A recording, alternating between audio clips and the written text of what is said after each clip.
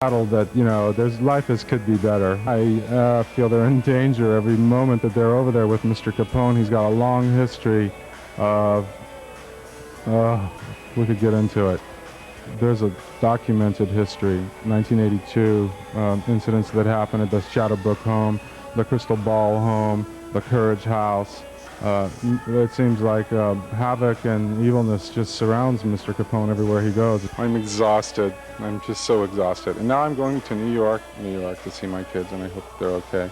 And we'll save all the badness that's coming for later. And I think I'm just going to go enjoy my visit with my kids at this point, since the judge saw it fit to, and the stall tactics and everything else. So just pretty much it worked out pretty well, actually.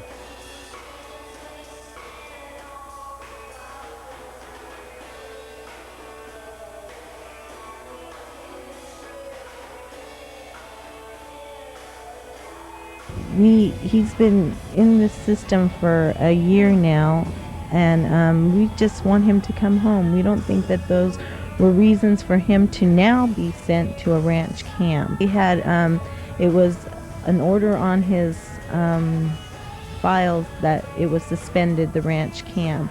And I was under the assumption that he would be placed in a ranch camp if he had committed another criminal act. They ignored a plea for him to go into drug treatment. They said that the drug treatments are anywhere from 9 months to 18 months. And since we're pushing for him to come home, she thought that a ranch camp would be better, since they're 4 months, 6 months, and on up. So that's where they're going to place my son. Supervision, because, us as parents, we do the very best we can to keep our children out of trouble, and I'm sure that the group homes do their very best to keep the children out of trouble. But my point is that if they can't do it, how can they expect the parents to do it? They have so much more. They have their motion detectors, they have all kinds of other whatever they have that the county can supply them to help keep our children safe and learn whatever they want them to learn, and they expect us to do more than they can do. That's what I just don't understand about the group homes. Even us, if you're going to stick us, a grown person, in a cage, we're going to have some reaction. I don't know about you, but I will. I'd be trying to tear the wall down, and I don't know how my son's going to react to this. The ranch camps are far away, which means that we won't be able to visit him on a regular basis like we always do. And I don't know how that's going to affect him, and I don't know how that's going to affect me, because I love my children. I want them near me.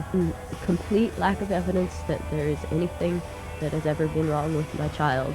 Judge Black became angry and ruled that my daughter be detained, and at least for 6 months, while they provide visits with the grandparents, and while they provide me with services that have no relation to me. And keep my daughter away from me in foster care, where she is not doing well. And I specifically asked him, as he made his ruling, if he would please make any kind of a finding that there had been any abuse whatsoever of this child. And he got up, picked up his papers, and turned his back to me and walked out of the courtroom. There was no evidence of any kind of abuse, and in fact, the court that should be hearing this case, or the court that heard this case, which is Sutter County Court, dismissed this petition against Lisa Ann and reunited her with her daughter. They are in a position to know better than the courts here. No incident has happened since that incident. There is nothing that they have literally kidnapped this baby. They have snatched a 4-month-old baby from her mother's arms, based on objections to her lifestyle, and only objections to her lifestyle. The state has decided that they know better how to raise children than the parent, obviously, and whether they want us to be a little automatons all walking around to the same little beat and doing the same things. This is the most outrageous case I've ever seen, and I'm frightened. I'm frightened for Lisa Ann, and I'm also frightened for all of us. for all parents, for all of us who care about our freedom and who care about our ability to lead our lives without the government sticking their nose in our business where it doesn't belong. As far as I can see, what's happened with this system is that no, she never wrote up anything. She just sent a photocopy of the tickets, I believe, as evidence after the visit was sabotaged by Lynn Capone and Mr. Capone on purpose after the kids were expecting to see me.